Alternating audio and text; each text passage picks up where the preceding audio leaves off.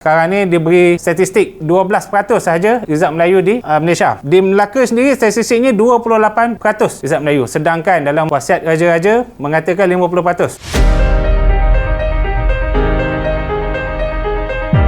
Saya Muhammad Nazir bin Abdul Rahman dan saya adalah calon untuk bertanding di Parlimen P135 Alor Gajah, Melaka. Pada pandangan saya, perkara terbesar yang berlaku pada penduduk dan juga rakyat Malaysia ni adalah rakyat sendiri tidak ada hala tuju ataupun agenda yang jelas dalam hidup mereka dan juga negara ni sendiri. Kita ambil contohnya, sebab tu saya masih kecil, kita diajar dan dididik untuk ada wawasan 2020. Tetapi setelah habisnya wawasan 2020, tidak ada lagi agenda ataupun perkara yang disepakati untuk diperjuangkan oleh rakyat Malaysia dan juga penduduk. Dan disebabkan itulah yang menyebabkan penduduk Malaysia ni dia tidak ada agenda yang jelas. Sekejap dia pergi ke kanan, sekejap dia pergi ke kiri, sekejap dia ikut masing-masing punya tujuan. Jadi saya menekankan akar kepada masalah yang berlaku di Malaysia ni adalah apabila ada agenda yang jelas, ada objektif yang jelas, kita akan ada satu matlamat yang jelas untuk kita capai. Sebagai contohnya, kita ambil Turki, dia ingin ada agenda pada tahun 2035. Jadi dia telah menanamkan kepada rakyatnya, penduduknya, bagaimana untuk jadi sebuah negara yang hebat pada tahun 2035. Dan saya meyakini Malaysia ni patut jauh lebih baik lagi daripada ini. Latar belakang saya adalah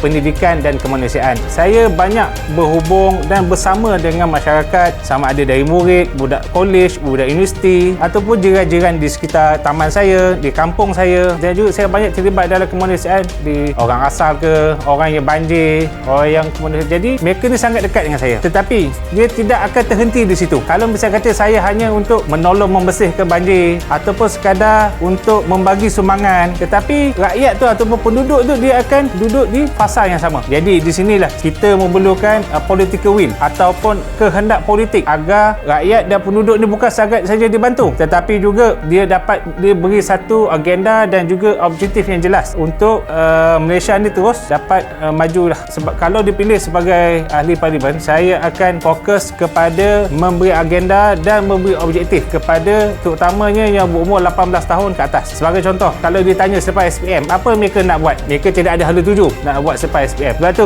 mereka akan terus masuk ke bidang kerja, tidak sama belajar sebab tidak ada agenda yang jelas. Jadi kita akan bermula pada yang 18 supaya habis SPM tu mereka telah ada agenda, telah ada satu hala tuju.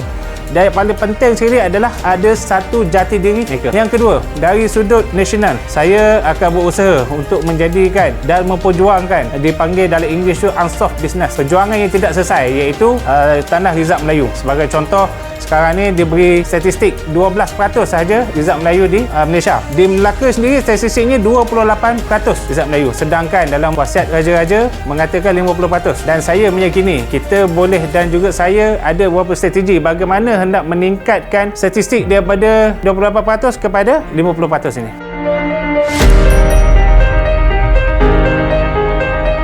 Pilih saya demi masa depan Malaysia yang lebih baik.